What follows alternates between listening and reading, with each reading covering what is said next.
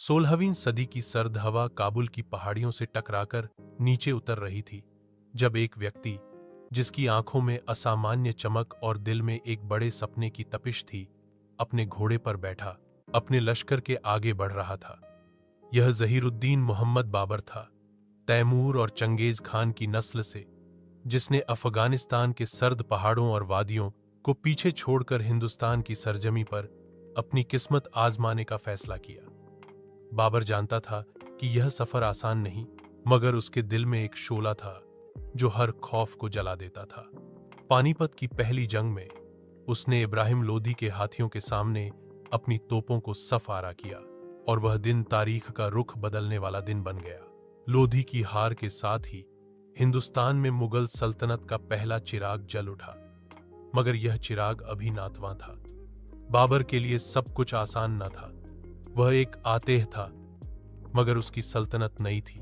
अवाम के दिल जीतना बाकी था, और यही सबसे मुश्किल जंग थी। बाबर के इंतकाल के बाद तख्त उसके बेटे हुमायूं के हिस्से में आया। हुमायूं नरम दिल, ख्वाबों में खो जाने वाला बादशाह था, मगर किस्मत ने उसके साथ सख्त खेल खेला। शेर शाह सूरी के हमले ने उसे दिल्ली से बेदखल कर दिया, और वह अपने अहलो अयाल के साथ ईरान की सरजमी पर जला वतन हुआ। तारीख के औराक बताते हैं कि यह हुमायूं की जिंदगी का सबसे कठिन वक्त था, मगर किस्मत ने एक बार फिर उसे मौका दिया। शेर शाह के निधन और उसके उत्तराधिकारियों की कमजोरी ने हुमायूं को दिल्ली लौटने का अवसर दिया, और वह विजय का झंडा लिए वापस आया। मगर यह खुशी ज्यादा देर न रही, क्योंकि कुछ ही महीनों बाद एक हादसे में उसकी मौत हो गई। हुमायूं के बाद सल्तनत एक कम उम्र के शहजादे के हाथ में आई, जो आने वाले समय में मुगल इतिहास का सबसे बड़ा नाम बनने वाला था। जलालुद्दीन मोहम्मद अकबर। अकबर की उम्र सिर्फ 13 साल थी जब वह तख्त पर बैठा, मगर उसके वजीर बैरम खान ने सल्तनत को संभाला। अकबर की जवानी जंगों के मैदानों में गुजरी।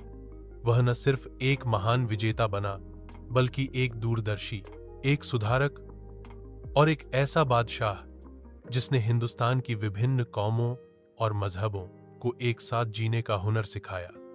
उसके दरबार में हिंदू, मुसलमान, सिख, ईसाई सबको इज्जत मिलती थी। उसने सिर्फ तलवार से नहीं, बल्कि इंसाफ, सहनशीलता और ज्ञान से दिल जीते। फतेहपुर सीकरी के महल, उसके दरबार के 9 रत्न और जनता से उसका करीबी रिश्ता अकबर को इतिहास के सबसे रोशन सितारों में शामिल करते हैं।